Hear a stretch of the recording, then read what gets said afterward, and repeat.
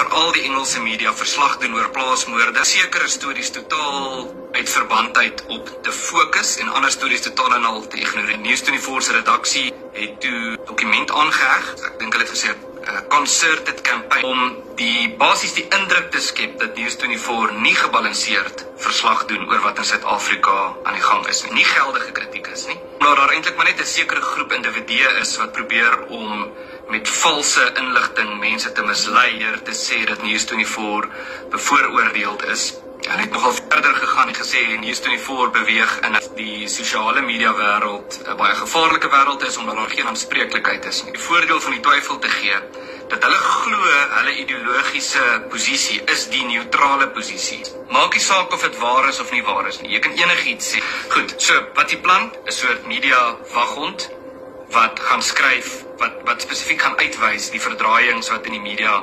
gepleeg word teenoor Suid-Afrika en wat dit op 'n gereelde basis gaan. Die probleem met hierdie is dat dit is 'n privaat organisasie wat nou die waghond wil wees vir almal se vryheid van spraak. Dit voel baie soos die privaat aanklaereenheid van AfriForum. Wie gaan hulle aanspreeklik hou vir die Afrikaners wat hulle besluit moet aangekla word? Gaan hulle regverdig wees teen die hofsaak teen AfriForum en Vryheidsfront Plus? Waar kry AfriForum 3.2 biljoen rand om universiteit te bou in Pretoria en in Perth? Dit voel soms of julle 'n nuwe Afrikaanse regering skep, onderhandel met die FSA en met ons eie regering. Sien Kali Kriel stel voor hy moet vir al die Afrikaners praat en sluitend die regses met die regering. Wat het geword van die verraadsaak? Solidariteit is 'n vakbond. Jy kry nie meer kommunisties as dit nie. Dit voel vir my, jy is die buitelandse sake, AfriForum en Solidariteit is die regering met 'n privaat aanklaereenheid, Gerry Nel, hulle eie spreekbuis, Marula Media, en SAI, wat die boere verteenwoordig.